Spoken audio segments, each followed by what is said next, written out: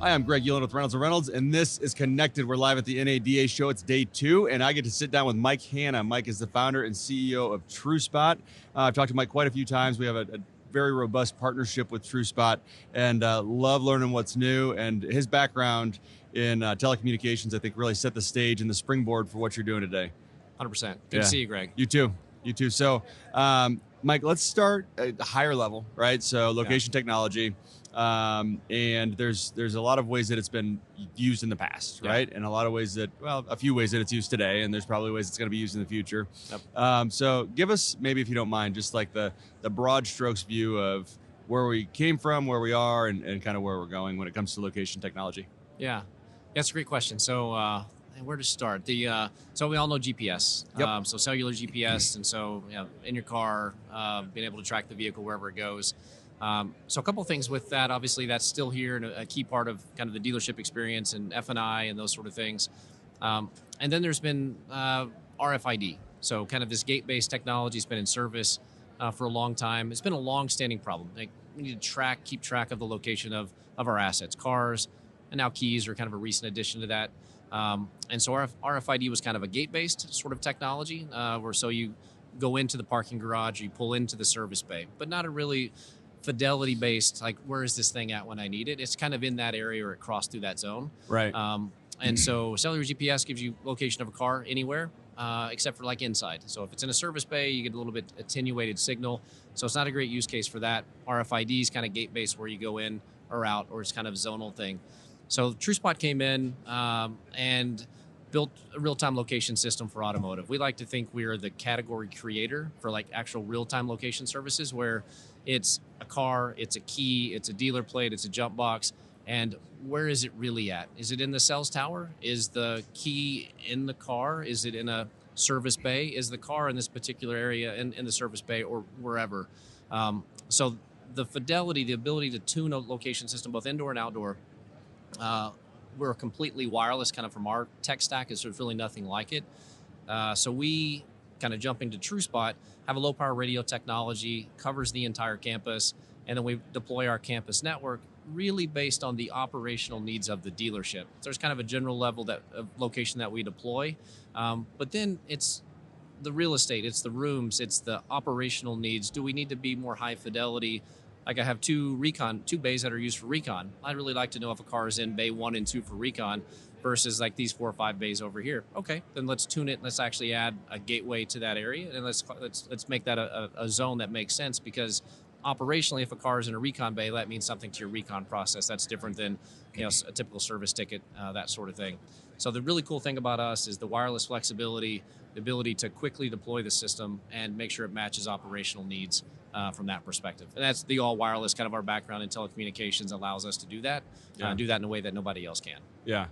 No, that's great. And, I think it's interesting too. We talk a lot, not being recorded about, the other industry that you're in, which is medical, right? And I think that's really interesting when you apply it to automotive and you think about, and you can talk in much more detail clearly, but you think about what needs to be tracked in a hospital and the volume of items that need to be tracked in a hospital, and being able to apply that same type of technology to keys and cars and those types of things. Yeah, it's interesting. We talked a little about in the past, but about 3 years or so, we decided to jump into the healthcare space, not knowing really anything about it at all.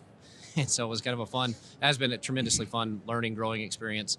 The interesting thing there, as you said, the technology stack's the same. So what we do in automotive and what we do in healthcare, the technology layer from a tracking perspective is exactly the same. And then in hospitals, they're much more high density. So in some hospitals, we're tracking 25,000 assets, like massive systems. And we're tracking very important things, pumps and medical equipment that goes on patients and those sort of things, and it needs to be in a place at a time when you need it and being able to be found and all the things that go with it. But yeah, the same technology that we're doing for keys and we've actually invented for automotive, we built it in such a way that we could take it to healthcare, and now we're in 3 of the 34 largest health systems in the U.S. that are single source using TrueSpot and rolling out. So it's one of those things that we think we have the best mousetrap, and we had to go prove it. And I think we're now proving it in the market in a very big way. So yeah. Yeah.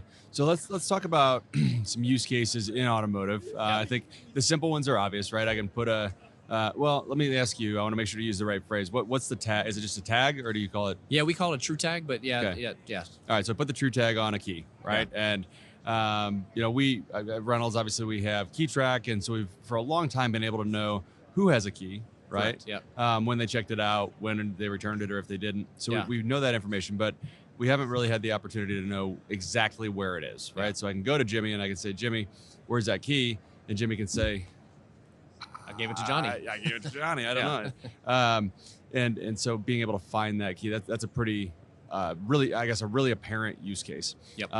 But what are some other ones? Actually, as you were talking about the recon bays and the service bays, I started thinking, man, could you start getting alerts if a vehicle's in a bay too long, right? If we know what job's supposed to be completed on that vehicle and it's supposed to take an hour and that car's been in there for 2 days, that's a problem, obviously. Yep. And that's probably an exaggerated example, but when you not always, but when you see that, yeah. It's like that's a pretty good use case where you can start tracking time in bay and things like that. So I don't know, what are some other ones that you've seen either you guys come up with or dealers come up with creative ways to use the true tags? Yeah, well, you had a couple good ones, and that's actually the way I like to think of the system. So we're radio heads, we're geeks, we're technology guys, and so we built a location system to be able to find things and do it at scale and do it better, we think, than anybody else.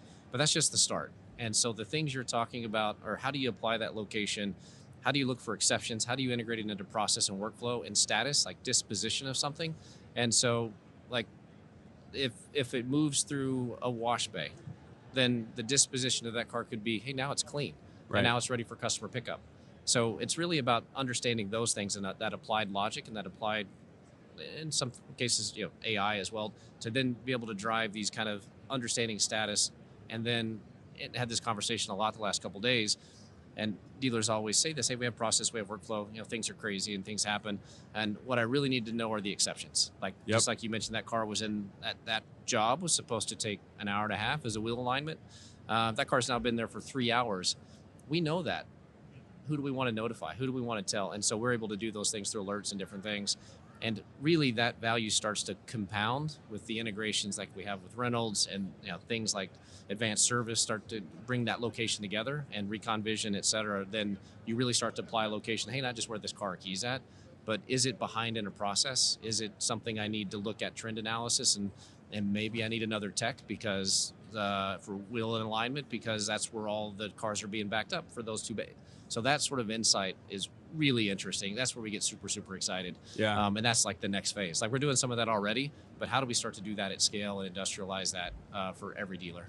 Yeah, and I got to imagine having good dealer partners is really valuable to understand those things, right? If you can get those partners that they can give you that feedback and say, hey, could we do this? Or hey, we're trying this. Can you help us? Can you support that? Yeah. So maybe talk a little bit about the relationship that you have with your dealers that use your product, because I do think that that's an important piece of the puzzle, right? I mean, there's really cool technology, there's good use cases, but to continue to develop and grow and find these new ways to apply technology, you have to have those partners that have feet on the street and are using it every day.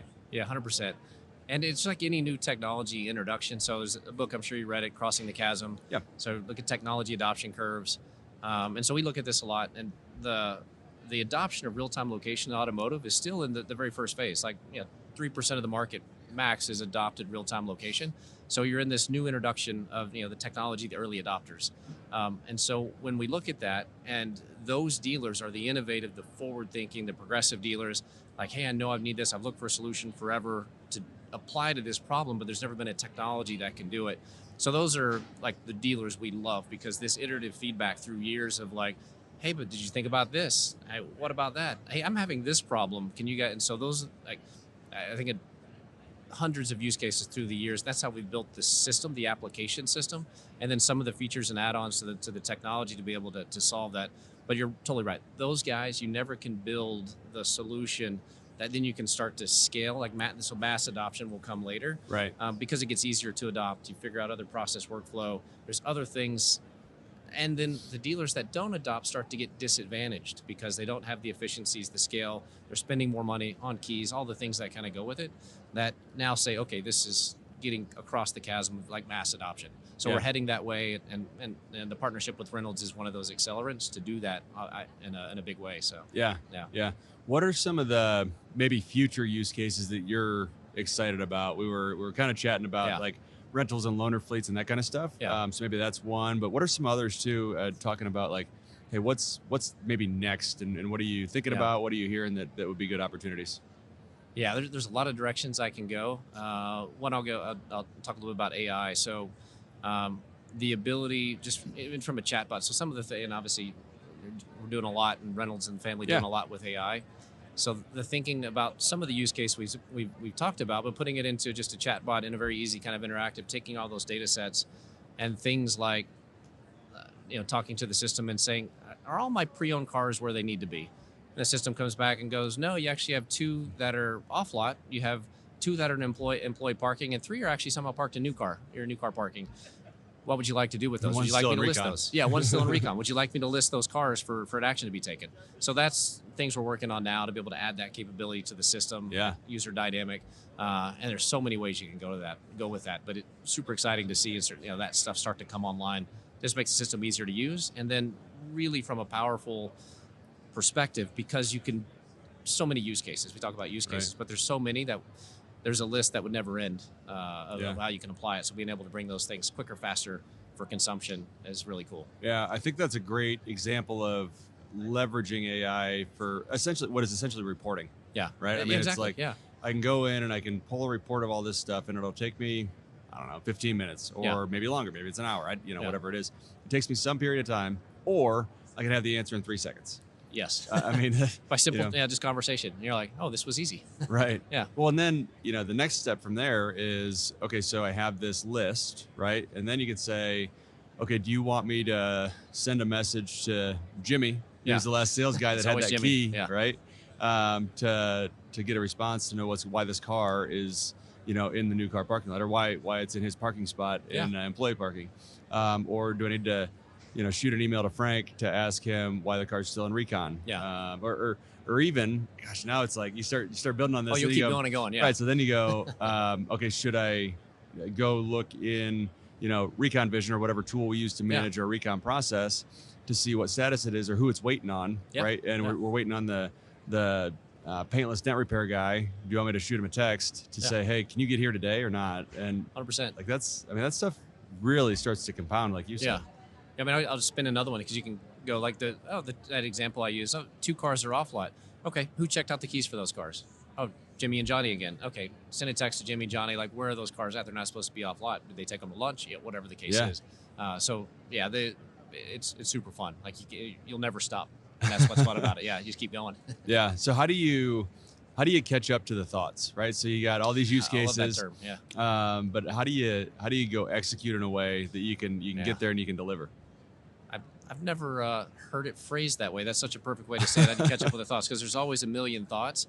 And it's, to your point, it's about execution. It's long lists. It's like, methodical, like, okay, we got to do this, and prioritization to get those things done. But I'm going to steal that from you. But it's a constant exercise. And that's, we love to be fast and furious. We're always busy.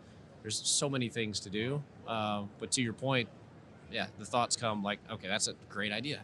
Get it documented, get it written down, get it into a roadmap and a prioritization discussion, because there's a lot of things we can do. But to your point, like we never can catch up with all the thoughts. Right. It's a mission to catch up with the best ones and the most important ones, I think. But yeah, that's great. That's great. So being here at NAD, obviously it's been really busy this year.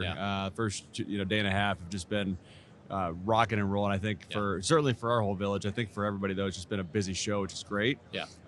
What is standing out to dealers, that you're kind of showing? What are people gravitating towards? What's really interesting, and they're going, wow, I didn't think of that, or I want that. It's a good question. I think a little bit back to crossing the chasm as a new technology. There's still not a lot of awareness that's out there. Like all the time. I never heard of TrueSpot. Like we tried to market, and we've got a big size booth, and we got a pin drop way up high, and like I've never heard of you guys. How long have you been around? I don't know, 7 years. But you kind of what stands out, I think, from the conversations is we're starting to increase the awareness, and it's become something that people know is a solution that's out there, and so they're finding us more and more. Yeah. And they're like, hey, I've been trying to solve this forever. And some more are saying, I've seen some of your videos, or I've heard about you guys at KeyTrack. We were talking about you guys last week. So that kind of general awareness level starting to rise, then that kind of leads into this crossing the chasm sort of thing as well. So what I'm noticing here, I think is really cool and interesting, is that we're entering a different phase of maybe that next phase in the crossing the chasm book, where we go from if I remember correct, early adopters. Actually, I think it's the second phase, and there's like technology innovators or whatever's the first. Yeah, kind of the bleeding edge, and then yes, yeah. So I think we're moving into that second phase, and that's great, because that's part of what we want to do, is accelerate into mass adoption, because we believe the value propositions are so high. It's just a matter of the time to get there. So actually, that leads to give the value prop. So because I always think about things, and you see a lot of different products and things, and you go, man, that's really cool. Yeah. And then when you take a step back, you go, okay, I'm going to spend X dollars. Yeah. How does it pay off, right? So 100%. like, what is the value prop? Yeah, great question. And that's always one where it sometimes depends on the dealer. I'll start in different places, but I'll give you a couple examples to kind of put it into context. And so at the high level, we talked about this a little bit already.